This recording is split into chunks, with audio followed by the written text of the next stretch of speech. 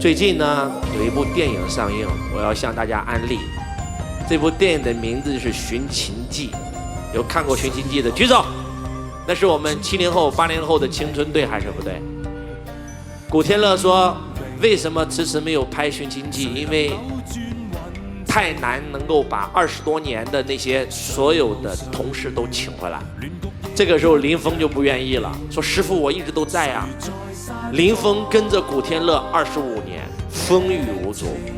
古天乐有很多弟子，但是有很多弟子背叛师门，所以到最后从一个明星到一无所有。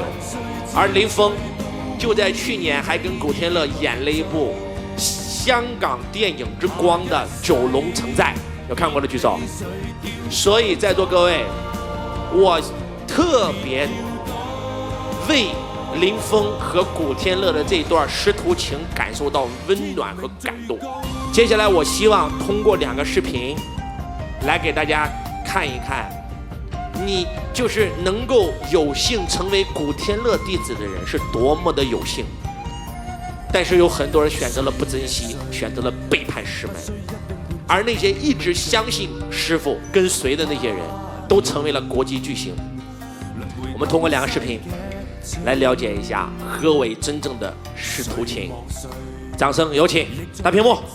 直到看见刘德华和古天乐的站位差距，大家才意识到刘青云说的都是真的。在英皇电影巡礼的现场，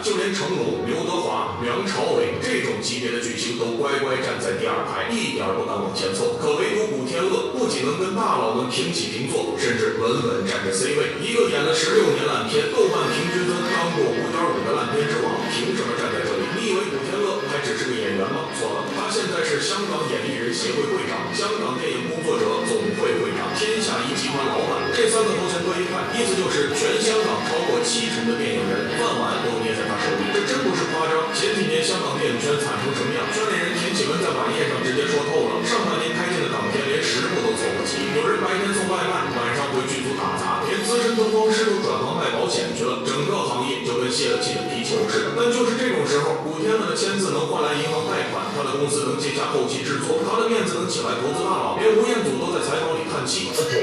就他们都没有工作。这里的他们是指香港演艺圈的新人，而尔冬升也曾直言，香港演艺圈断代严重。这种断代不是说没有好的新人演员，而是新人演员没有机会，因为很多老演员不愿意跟新人搭戏，唯有古天乐毫无架子。这些年接下的烂片大多都有一个附加条件，就是必须启用3个以上新人，必须让新人导演跟组学习。正如编剧杜琪峰所说，他不是在拍电影，是在养电影。那部票房13亿的《九龙城寨之围城》里，几个让人眼前一亮的年轻演员，全是他公司掏钱培训了2年的新人。一部电影就给港片送了6个能独当一面的黄金配角，还有耗资4.5亿的《明日战记》。全香港没人敢接这活，是他抵押了房产凑钱硬扛，才砸出港产科幻片的先河。为了保住香港唯一的特效公司，他高价收购濒临破产的团队，哪怕每年亏几千万，也得养着这群技术人员。刘青云在采访里红着眼圈说，以前古仔界烂片我们都笑他掉价，后来才发现他是把自己当成人肉造血机，以至于现在香港电影圈有个心照不宣的规矩，新人想拍戏找古天乐，老人没饭吃找古天乐，剧组没钱了还找古天乐。去年《九龙城寨之围城》片尾字幕有形小字，本片部分收益用于香港电影新人培训计划，这是古天乐加的。他说，观众买票不是看我，是给香港电影续1秒。当某流量明星晒出7000块的早餐单时，古天乐还住在深水埗那套60平方米的老房子里。邻居说，经常看到他凌晨2点才收工回家，手里攥着的还是2009年产的滑盖手机。其实我一直以来都用了大概有7、8年的时间。对我来说，我觉得用那个电话是一个美好的回忆。然而，一向生活简朴的古天乐，轉頭卻給每年失業的老藝人發放9000美元的生活補貼。係最困難嘅時間，係全世界可以咁講，冇幾多人幫我，係佢無條件咁去幫我。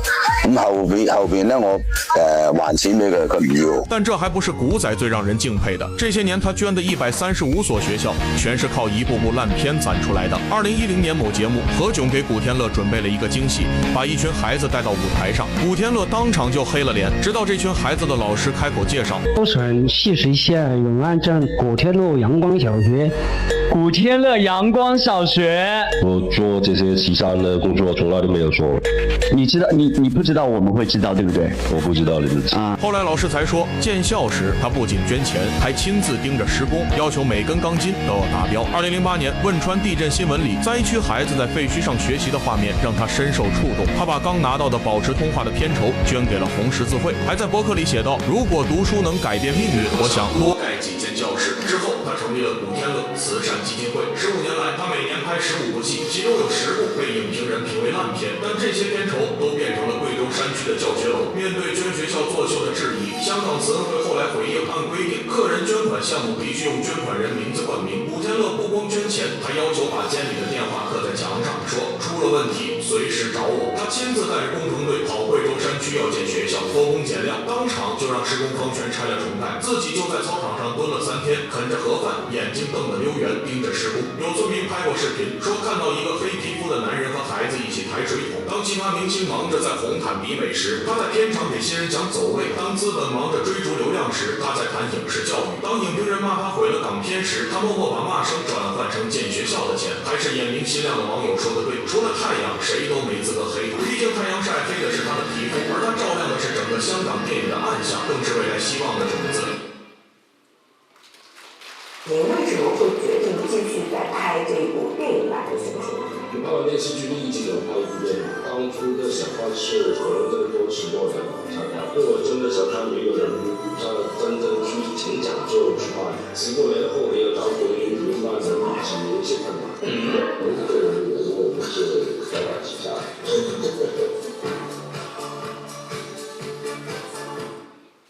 掌声。说实话，我做慈善的很多的心得，就是因为受古天乐的影响。我想告诉大家，古天乐他曾经是个小混混，为了帮他大哥背案子进了监狱，但是他没有放弃自己。当他从监狱出来以后，开始去香港拍戏，从配角演成主角。我相信我们所有人的青春里面都有古天乐，看过《神雕侠侣》的举手，看过《寻秦记》的举手。他是一个非常顶级的人，但是为了香港电影能够延续，他宁可去接烂片。那一个又一个的烂片背后是一个又一个的希望小学，一个又一个的烂片背后是他培养了无数弟子。所以我想告诉大家，这一部《寻秦记》，古天乐倾家荡产，拿出了3亿来去投拍，结果拍完以后马上要遇到了疫情，到了现在才上映。就在上映的前1个月，你虽然买了黄奕写这本小说原著的作者的版权，但是你要用到我们《寻秦记》的配乐角色，那是我们的资产。所以古天乐没有办法在电影上映的时候又拿出巨资买了《寻秦记》的版权，才让这个电影上映。这部电影如果没有票房，古天乐将倾家荡产。所以愿意支持古天乐这部《寻秦记》的举手，那是支持我们自己的青春，对还是不对？所以我特别的感动啊！我特别渴望能够让大家看到林峰与古天乐的这份师徒之情能够受其感染。当我看到这个林峰和古天乐的这个采访的时候，我特别的难受，我泪如雨下。我是一个很怀旧的人，希望在明年、后年、10年以后、20年以后，都有你们永远陪在身边。爱你们。